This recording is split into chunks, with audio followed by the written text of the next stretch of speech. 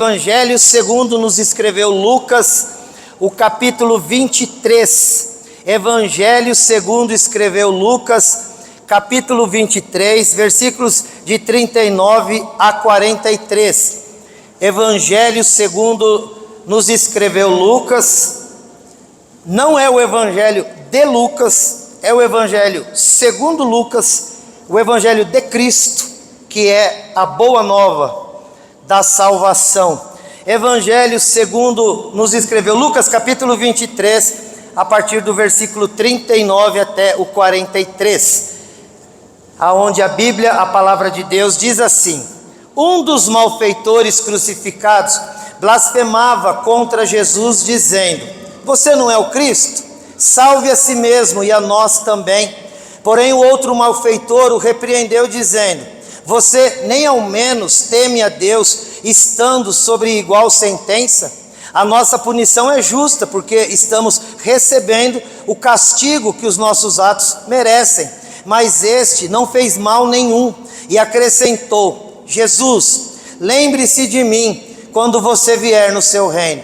Jesus lhe respondeu: em verdade lhe digo que hoje você estará comigo no paraíso. Amém. Coloca a tua Bíblia no teu lugar, por favor. Pega na mão da pessoa que está do teu lado e vamos orar, querido. Deixa a bênção de Deus passar da tua vida, né, da tua mão, para a mão deste querido, desta querida que está aí do teu lado.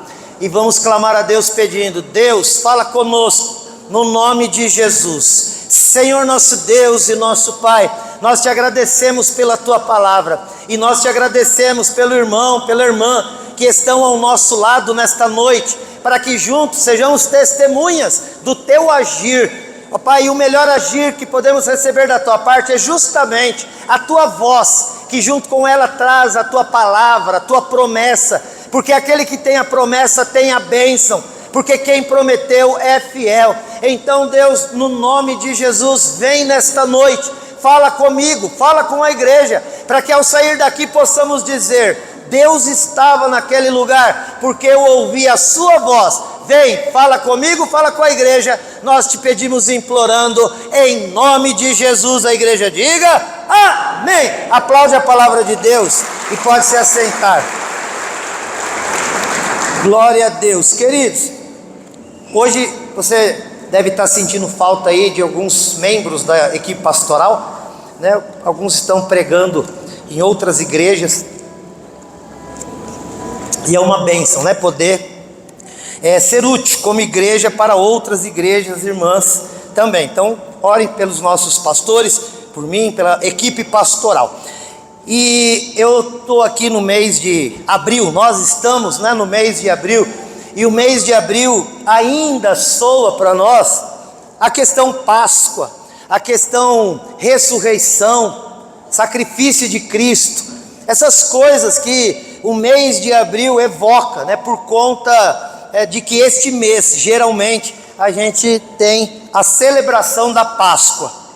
E eu então queria fechar esse tempo falando de um texto que também narra a Páscoa ainda, narra os acontecimentos ligados à Páscoa. E este texto de Lucas 23, 39 a 43, ainda é um texto que está fazendo isso, narrando fatos pascais, fatos ligados àquele período do sofrimento de Jesus até a sua morte e também finalmente a sua ressurreição.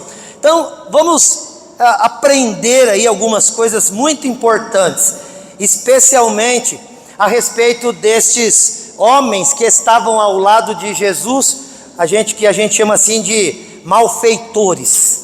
Queridos, a gente tem 3 pessoas lá no Monte Gólgota, no Monte Caveira.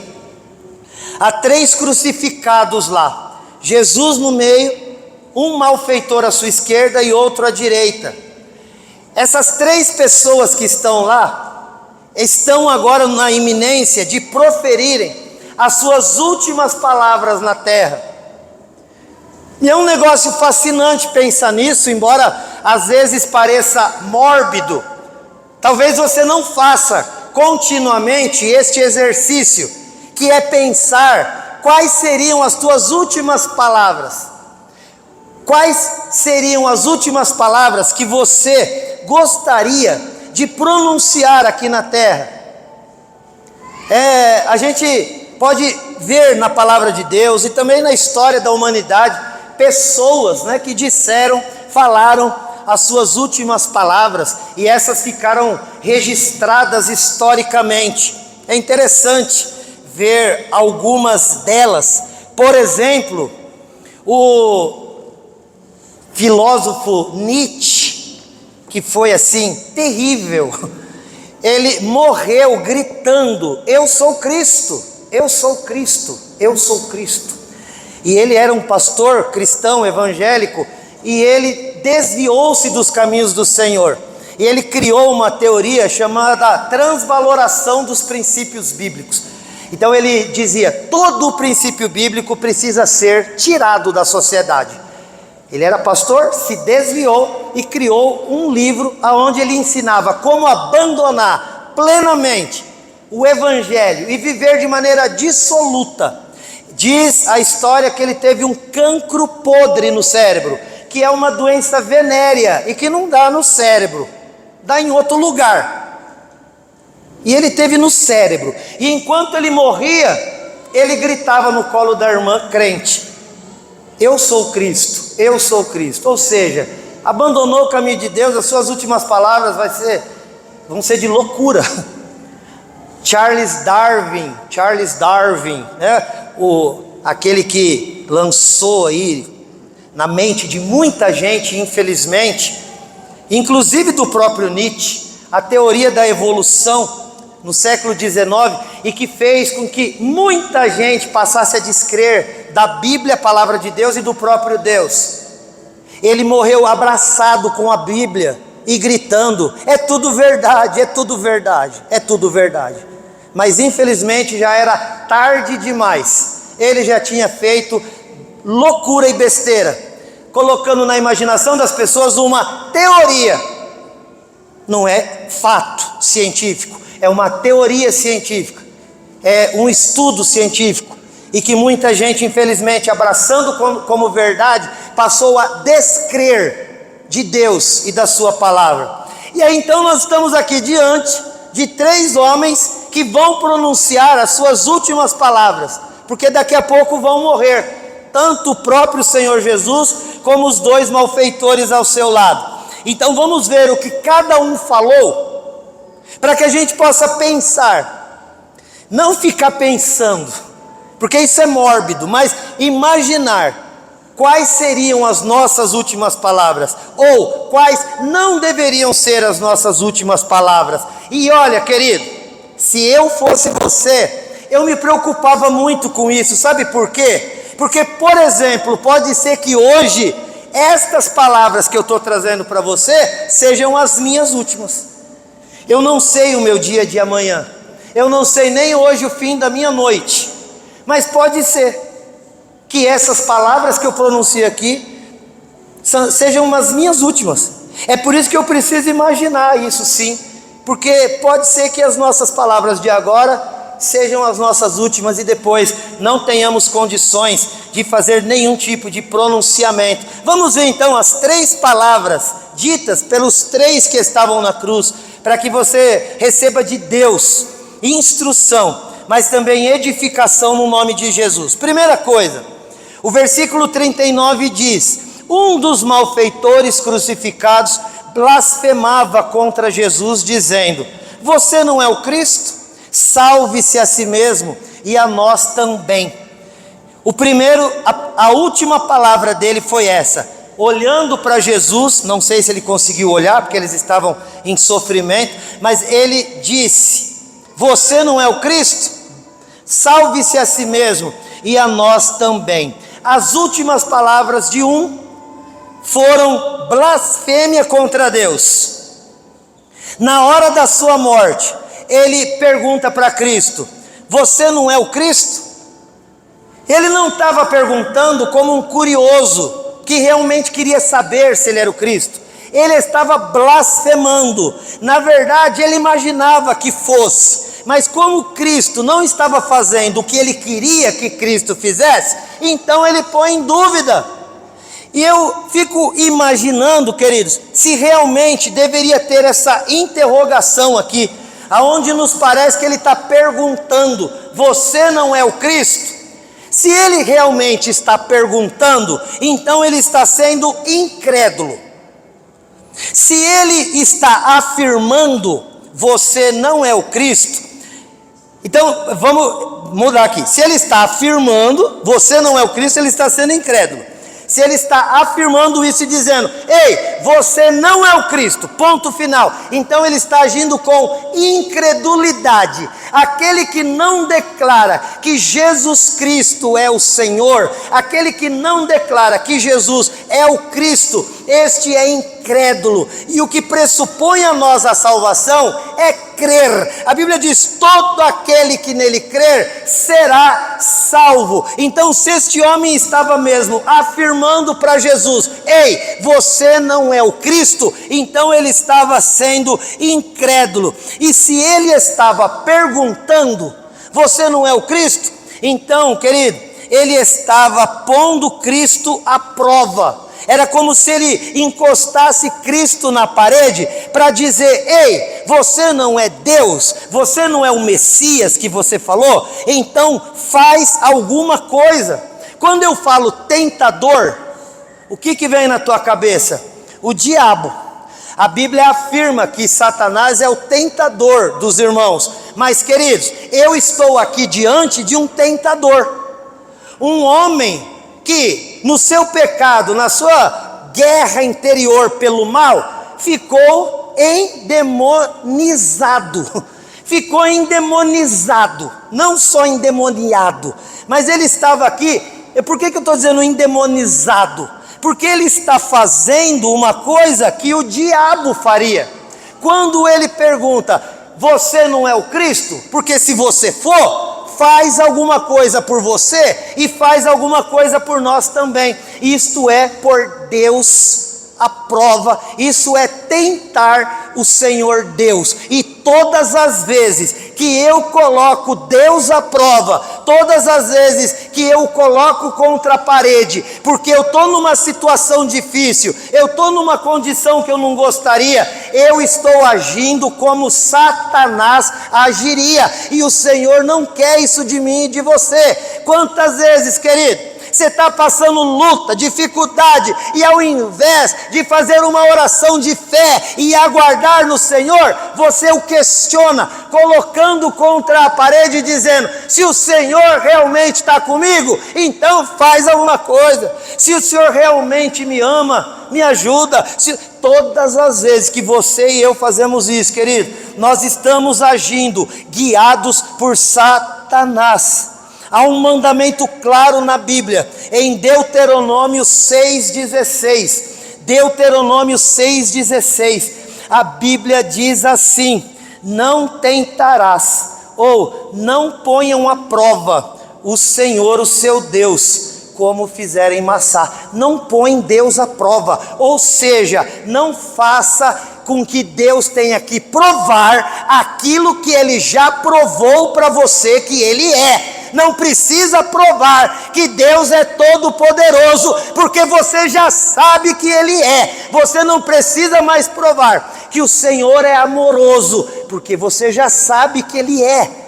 Você não precisa provar que Ele está contigo, porque você já sabe que Ele está. Então todas as vezes que você o prova dizendo: o Senhor não vai fazer nada, porque se o Senhor estivesse, se o Senhor me amasse, se o Senhor pudesse, você está agindo como o diabo agiria, querido.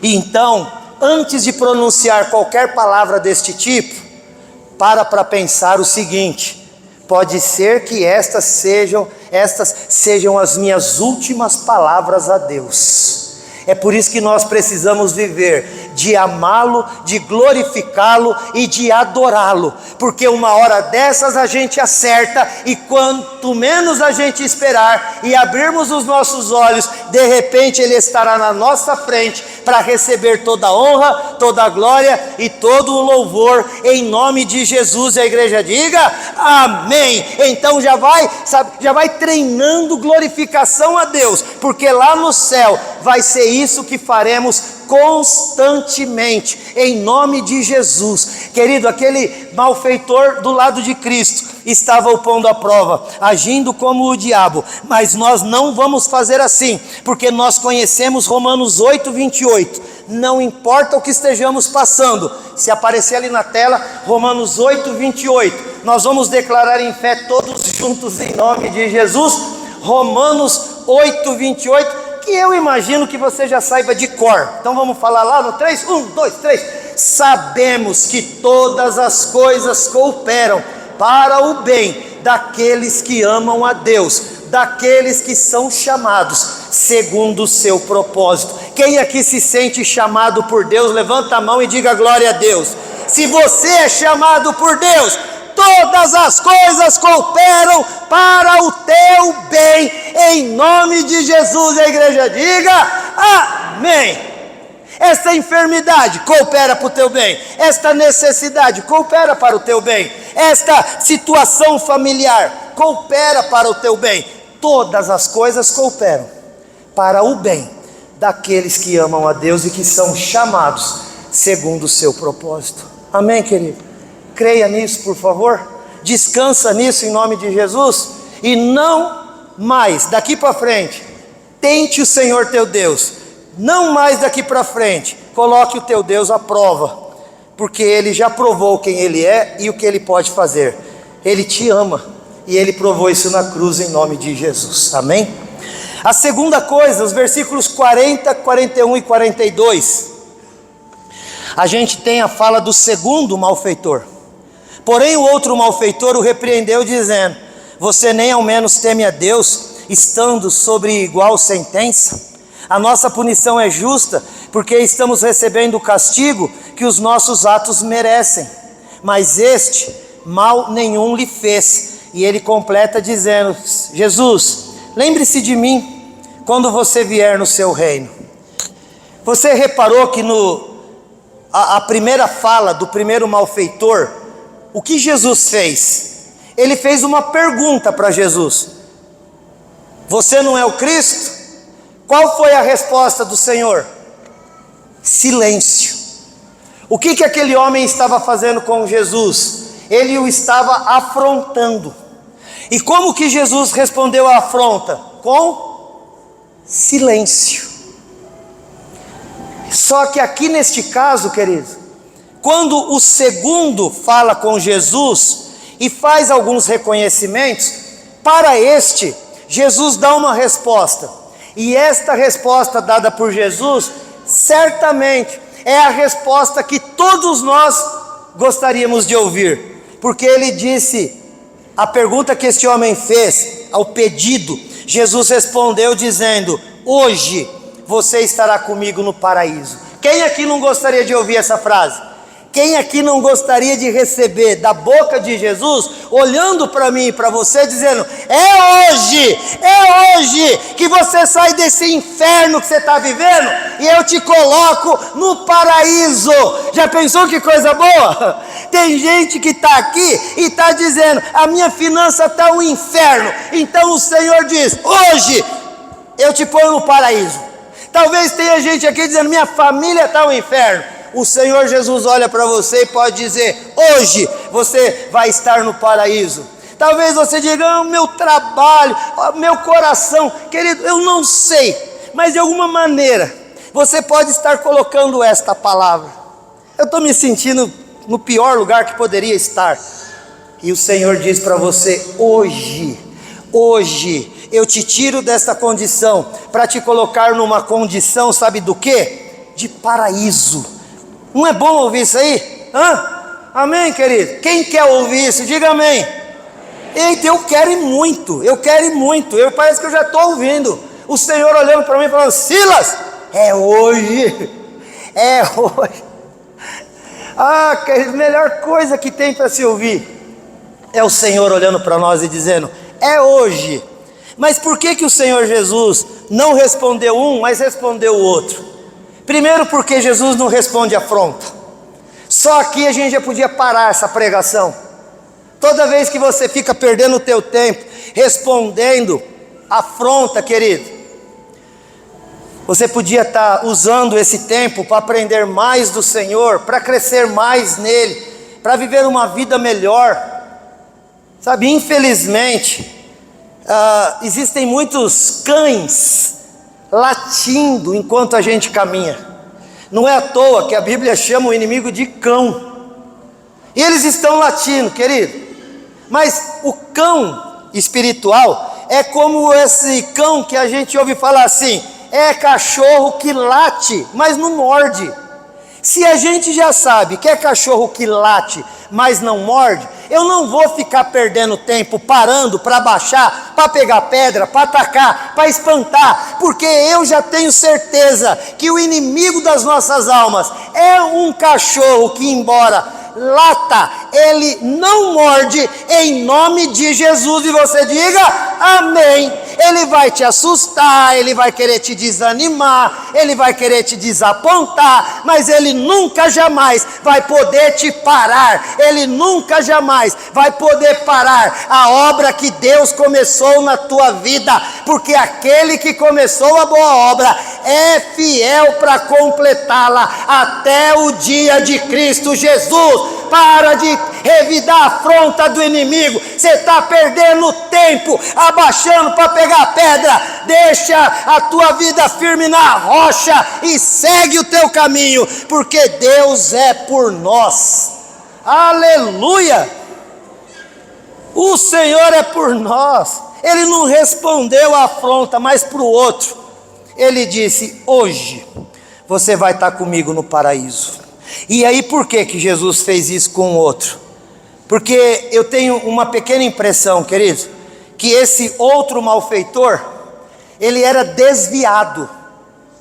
Ele já tinha sido alguém ligado às coisas de Deus.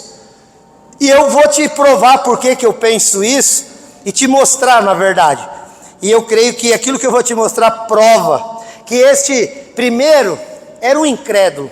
O outro era um desviado, alguém que tinha abandonado a Deus durante a sua vida, porque as afirmações e as falas dele, aqui agora, elas se remetem, a gente pode voltar lá ao Antigo Testamento, por exemplo, versículo 40, o outro malfeitor repreendeu dizendo, você nem ao menos teme a Deus, estando sob igual sentença?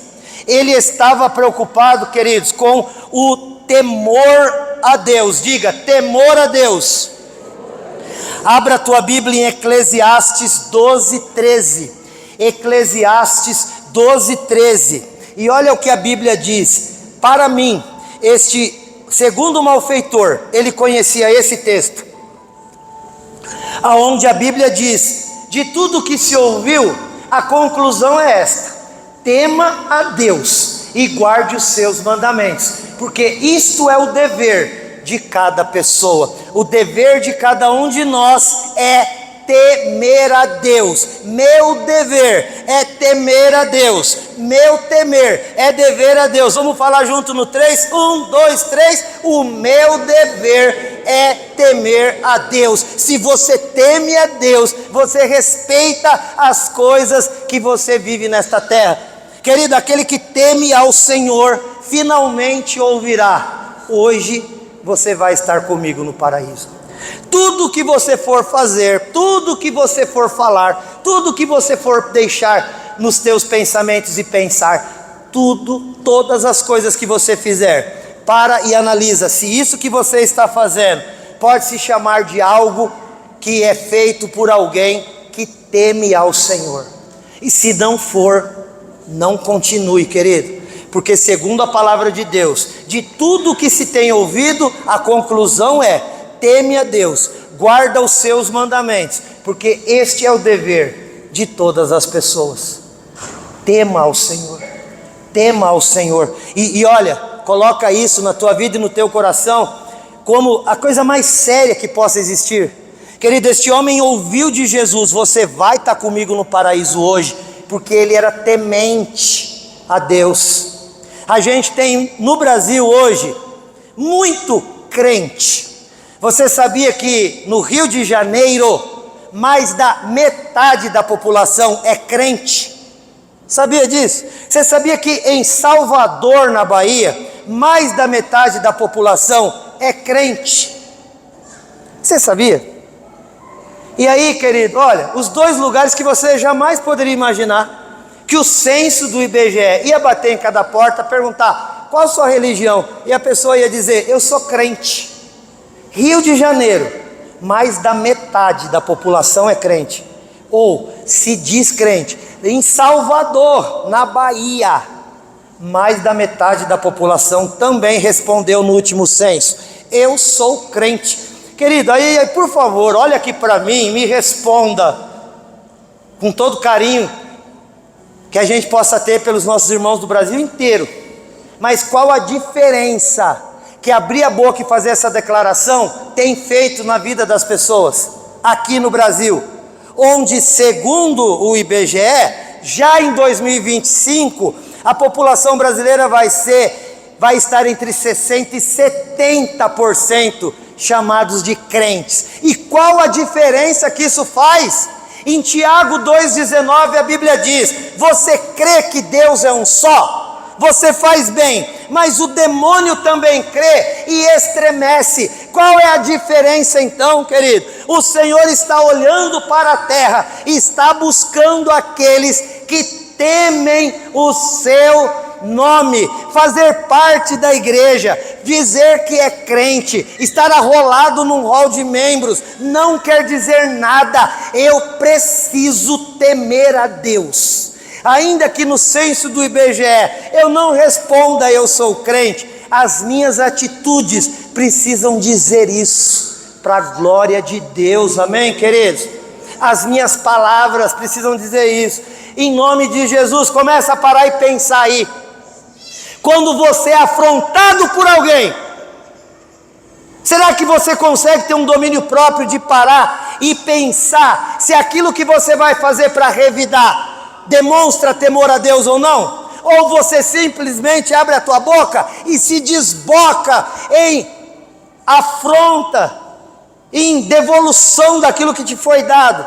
Em nome de Jesus, nós precisamos ser cristãos, aprender com Jesus Cristo que a mínima afronta nós nos silenciamos, porque Ele é justo juiz e Ele irá nos abençoar para a glória do seu nome. A igreja diga amém.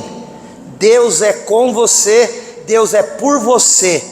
Foi Deus quem te colocou nessa situação e é Ele quem vai te tirar. Lembra que o José foi jogado no Egito, mas ele lá também foi exaltado, porque o mesmo Deus que permite que sejamos jogados é o mesmo Deus que vai nos tirar de lá, exaltados para o louvor da sua glória, em nome de Jesus. Mas para receber esta exaltação, tema a Deus. Tema a Deus. É legal fazer isso aqui. Vira para o irmão do lado e fala: tema a Deus, tema a Deus, tema a Deus, tema ao Senhor, tema ao Senhor, em nome de Jesus. Para quê, pastor? Para no final você ouvir: e em verdade eu te digo que hoje você estará comigo no paraíso. A segunda coisa que este homem falou, querido, ele disse assim, olha, no versículo 41, a nossa punição é justa, porque estamos recebendo o castigo que os nossos atos merecem. Ele reconheceu que precisava temer a Deus, ele reconheceu que era pecador, diga pecador. Ele reconheceu, queridos, que ele era um pecador, quando ele disse: o que eu estou sofrendo aqui eu mereço, por conta das minhas ações. Ele não pôs Cristo à prova. Se o Senhor é Cristo, não, eu mereço estar passando por isso, porque as minhas ações me trouxeram esta punição. Ela é justa. Parece que ele conhecia a Bíblia. E ele então estava citando o texto de 1 Reis, capítulo 8, versículo 46. 1 Reis, capítulo 8, versículo 46. E olha o que a Bíblia diz em 1 Reis, capítulo 8, versículo 46. Quando pecarem contra ti, pois não há ninguém que não peque, e tu te indignares contra eles e os entregares às mãos do inimigo, a fim de que os leve cativos à terra inimiga, longe ou perto daqui, ele está dizendo sobre o perdão dos pecados. O templo foi construído e Salomão então se prostra diante de Deus e das pessoas que estavam à frente dele e faz esta oração: não há ninguém que não peque nesta terra, todos sem exceção, somos pecadores. Este homem está dizendo isso. Nós merecíamos estar aqui, mas ele não, porque nós somos pecadores, mas Jesus não. Querido, isso agrada a Deus de um tanto, porque isso reflete, sabe o que? Humildade.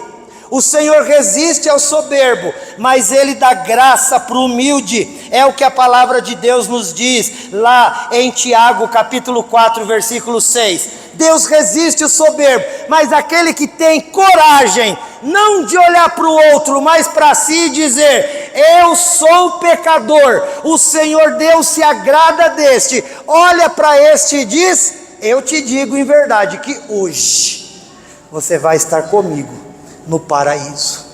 Enquanto você olhar para o pecado do outro, não vai estar nem hoje, nem nunca. Enquanto ficarmos desafiando as pessoas para que elas parem de pecar e não tratamos os nossos pecados, queridos, nós não ouviremos esta frase. E ai daquele que não a ouvir, quando o Senhor Jesus diz: eu te digo que hoje você vai estar comigo no paraíso. Ele nem precisa dizer: você não vai estar, porque se ele não falou, é porque não vai estar. Em nome de Jesus. Sexta-feira estávamos aprendendo isso com o pastor Silas. Olha para o espelho e reconheça a sua necessidade de Deus, por conta de ser pecador, querido. O Senhor se agrada disso. Não há quem não peque, eu peco, você também, todos nós. Essa é a prova real de humildade, quando reconhecemos que somos pecadores e por isso estamos na dependência de Deus. Deus dá graça aos humildes, mas resiste o soberbo. Queridos, e ele termina dizendo assim, esse homem: lembra de mim quando entrares no teu reino. Lembra de mim quando entrares no teu reino. Então ele estava dizendo que Jesus era rei. Ele estava dizendo que Jesus era rei. Abra a tua Bíblia em 2 Samuel 23, 3. 2 Samuel 23, 3. E olha o que disse o rei Davi. Essas foram as últimas palavras de Davi. 2 Samuel 23, versículo 3. Davi estava para morrer e ele fez esta declaração antes da sua morte, em 2 Samuel 23, 3. E ele diz assim: aquele que governa o povo com justiça, que domina no temor de Deus. Continua: é como a luz da manhã quando sai o sol, como manhã sem nuvens, cujo esplendor depois da chuva faz brotar da terra a erva. E todos concordam que quando Davi estava falando disso, ele estava dizendo que no futuro haveria um rei que dominaria sobre a terra. Este rei seria um rei justo, e por isso os dominados por ele seriam como vivendo na luz da manhã, quando sai o sol, como uma manhã sem nuvens, sem chuva. Querido, aquele homem estava dizendo para Jesus sem palavras: tu és o rei. Quando ele diz: lembra de mim quando entrares no teu reino. Com isso ele estava dizendo publicamente: Jesus é que manda, Jesus é soberano. 3 afirmações que este homem fez e que trouxe para ele uma resposta de Deus maravilhosa. Primeiro, ele disse: eu temo a Deus. Depois ele disse: eu reconheço que sou pecador. E finalmente ele disse: Jesus Cristo é o Rei. E por isso ele teve uma resposta da parte do Senhor que disse a ele: hoje mesmo você vai estar comigo no paraíso. E este homem foi salvo. Você que está aqui já fez isso? Você já está andando no temor do Senhor? Você que está aqui hoje, você já reconheceu que é pecador? Você que está aqui neste lugar, já também reconheceu que Jesus Cristo é o Rei dos Reis, o Senhor dos Senhores, e que na sua mão está o cetro de autoridade, e Ele manda em todas as coisas? Se você já fez isso, então em terceiro e último lugar, nós ouviremos as últimas palavras de Jesus em Lucas 23:43, aonde Jesus respondeu: em verdade te digo que hoje você vai estar comigo no paraíso. Querido, e o que tem para nos ensinar aqui? A primeira coisa é que o meu e o teu sofrimento, eles podem acabar no dia de hoje. A Bíblia diz, querido, no Salmo 103, versículo 14, Deus conhece a minha e a tua estrutura, e Ele sabe que nós somos pó. Então Ele sabe que você não aguenta essa dor aí por mais tempo. Ele sabe que você não dá conta deste problema e nesta necessidade por mais tempo. É por isso que hoje o Senhor olha para você em amor e te diz: hoje eu resolvo esta situação, colocando você no paraíso. Nós lemos em Gênesis, no texto o texto do ano, em que o sonho é de Deus e Ele tem pressa em realizar. Querido, eu vim para nesta noite profetizar na tua vida que o que Deus tem para fazer na tua vida, para melhorar esta situação, Ele tem pressa para fazer, e Ele manda dizer no Espírito Santo: hoje, em nome de Jesus, aleluia, é hoje, Ele sabe que você não aguenta mais, então Ele fala: hoje, eu tiro você disso. Hoje, esse hoje de Jesus, querido, quer dizer, sabe o que? Não vai demorar. Não vai demorar. Lá em Hebreus capítulo 10 diz: aquele que há de vir virá e não tardará. O Senhor não retarda a sua promessa. A Bíblia diz em 2 Pedro capítulo 3, alguns até a têm por demorada, mas Ele não está demorando, Ele está preparando, e no tempo que é hoje, ou seja, no melhor tempo para você, Ele estende a mão, resolve tudo isso, e você vai ter paz, em nome de Jesus. Amém, queridos? Não é bom ouvir da boca de Deus: ah, Senhor? Você já fez essa oração? Dizendo: ah, Senhor, até quando? E hoje o Senhor está te trazendo a resposta, dizendo: até hoje. Até hoje. Não vai mais demorar. Porque diz o Senhor: eu sei a tua estrutura, e eu sei que se demorar mais um pouco, pode ser que você não vai aguentar. Então hoje eu entro com providência e trago a solução, em nome de Jesus. Glória a Deus. A palavra de Deus diz, querido, lá em Mateus 24, no versículo 22, Mateus 24, 22, só para confirmar esta palavra, a Bíblia diz que nós viveremos uma grande tribulação na terra, mas se esses dias não fossem abreviados, ninguém seria salvo. Mas por causa dos escolhidos, tais dias serão abreviados. Os dias da tua tribulação e da tua tormenta estão sendo abreviados por Deus. Isso quer dizer, já está passando, já está acabando, porque os escolhidos, os eleitos, são aos olhos de Deus tão amados, que Ele vai nos preservar do mal, para a glória do seu nome. A igreja diga: amém, aleluia. Ele não demora, Ele não demora. A segunda coisa que Jesus diz para este homem, Ele diz: eu te digo que hoje estarás comigo. Estarás comigo, querido. É tão bom quando alguém fala para você assim: olha, você é tudo para mim. Eu às vezes faço essa crítica aqui, de pessoas que postam em rede social. O namorado, a namorada, o amado, amada, e coloca minha vida. Tem gente que coloca no diminutivo, né? Que fica mais brega ainda, vidinha. Eu não sei quem é, tá? Só tô... Mas não tem? Ah, você mesmo, desculpa. Que coloca lá, né? Minha vidinha. Aí tá o mozão lá. Ou então pega o filho e a filha, né? Coloca lá, minha vida, meu tudo. Você já ouviu isso de alguém numa declaração de amor? Você é tudo para mim, já ouviu? Quem já ouviu faz assim, só não precisa falar nada, só para eu ver. Querido, você sabia que Deus se agrada quando a gente diz a melhor coisa que eu posso ter na vida é Jesus? Ele se agrada disso. Ele fez um teste com aquele homem e ele fala: olha, você vai estar comigo no paraíso.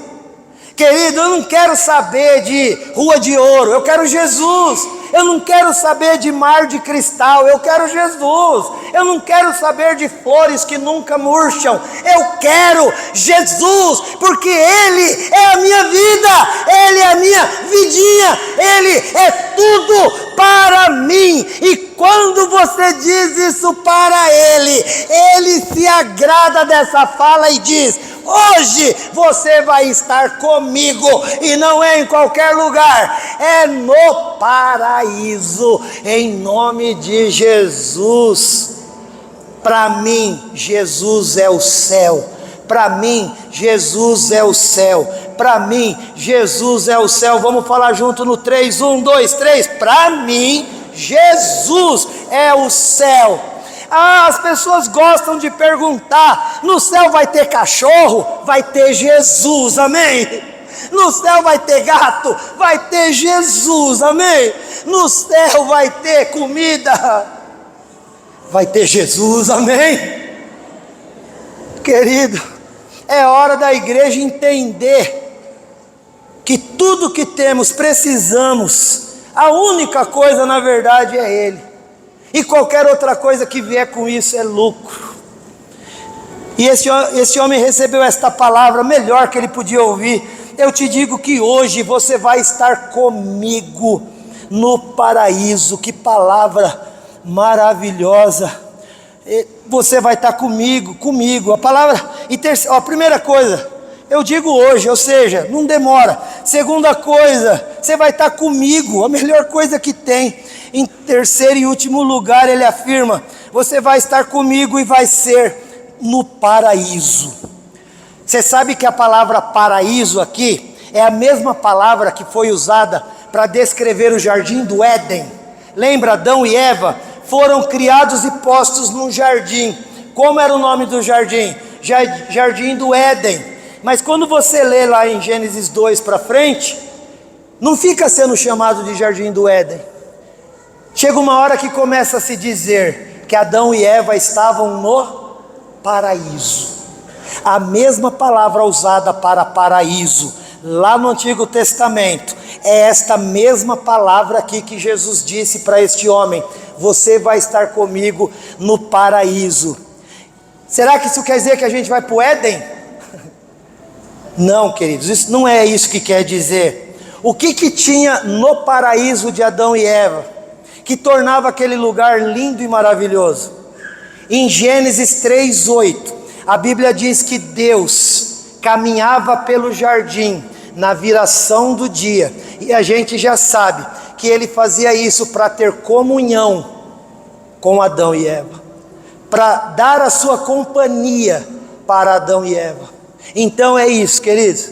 Quando Jesus diz: hoje você vai estar comigo no paraíso, Ele está dizendo: você vai usufruir da melhor coisa que você pode usufruir na vida. E qual é a melhor coisa que podemos buscar, sonhar e pensar? É esse encontro com Deus. A gente faz aqui o refrigério, né? O refrigério não chega nem aos pés de ser o verdadeiro encontro com Deus. A gente tem apenas uma pequena sombra daquilo que realmente vai ser. E aqui o Senhor está dizendo para aquele homem: eu te digo que hoje você vai estar comigo no paraíso, ou seja, num lugar aonde todo o tempo você vai estar tendo encontros com Deus. Quem já foi aqui no encontro com Deus, levanta a mão. Quem foi muito abençoado de estar lá, diga glória a Deus.